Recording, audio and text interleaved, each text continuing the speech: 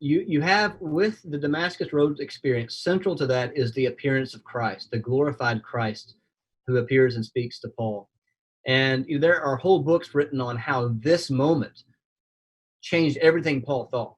And it's difficult to say with certainty how if every doctrine was related to this. Is justification by faith directly related to this and so forth? But there's no question that this is a massive moment in Paul's life where he realizes that whatever he may have thought about Christ, the reality is he was alive. And if he was alive, then that changed everything for Paul. And so I think it is very difficult to oversell the importance of the appearance of Christ to Paul. Here's how he meets the risen Christ. Presumably, this is one of the ways that he meets the apostolic credentials issue. He does meet the risen Christ. And it's also repeated twice. So you have this 3 times recounted. And Paul talks about how important it is, like in Acts 26. He will talk about how significant this is even in the book of Acts. And it is, I mean, to state the obvious, he meets the risen Christ. Right. He was living and not dead. And I think one of the more plausible scenarios is, why was Paul so vehemently opposed to the church? And, why was he so zealous? And probably one of the reasons is because they were saying that the cursed man Jesus is the Messiah and God's Son. Think of Galatians 3:13 and Deuteronomy 21:23. Cursed is the man who hangs on a tree. And for Paul, this was blasphemous pre-conversion.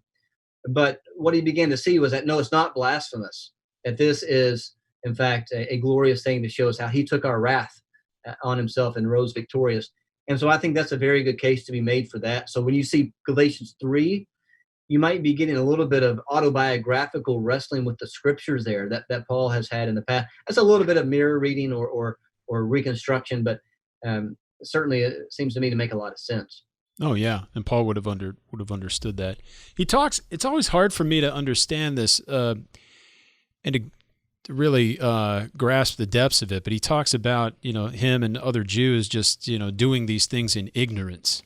In one regard, we ought to know the Lord and Christ, and we suppress the truth in unrighteousness. But at the same time, the Lord had not opened their eyes and regenerated them, and then he finally had his eyes open, very literally, but also spiritually in that moment, and came to see the glorious truth of Christ, and that light of that refulgence off of the resurrected Christ in and through his resurrection came to add entirely new perspective on everything for Paul. Changed his world, really. Yeah, it did. But what's interesting here, and maybe we'll get to this, is it's not so different that he has to throw away the Old Testament. Oh yeah, I know. But what he says is, remarkably, this is the fulfillment of I've done nothing, he says, that contradicts the traditions of our fathers, and which is a remarkable thing to say in light of how much of a break this made for Paul in one sense.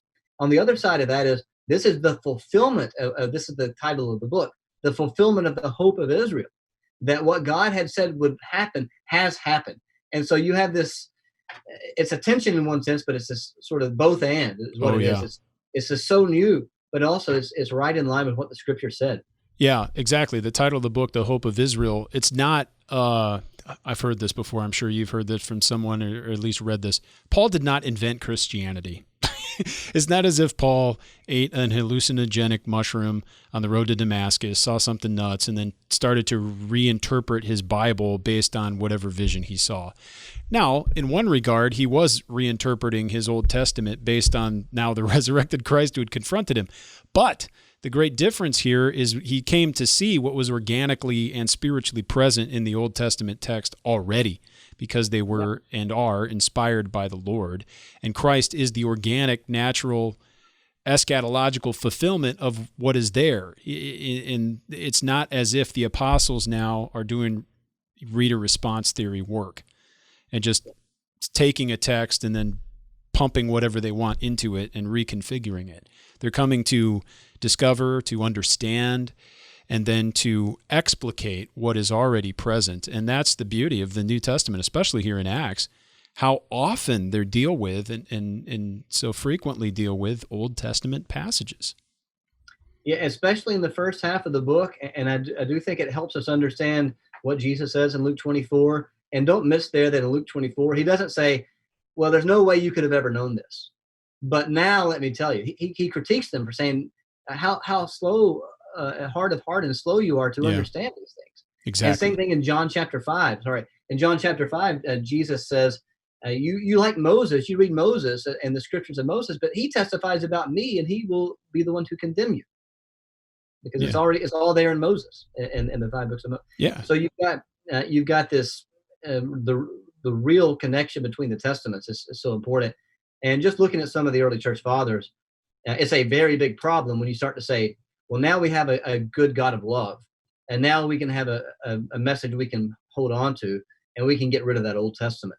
And that is Marcionistic to the core. And Irenaeus, Tertullian, and these guys, they're pointing out that this is so much of the good stuff comes from the Old Testament. How can you say the Old Testament is bad? It doesn't make any sense. It doesn't make any sense.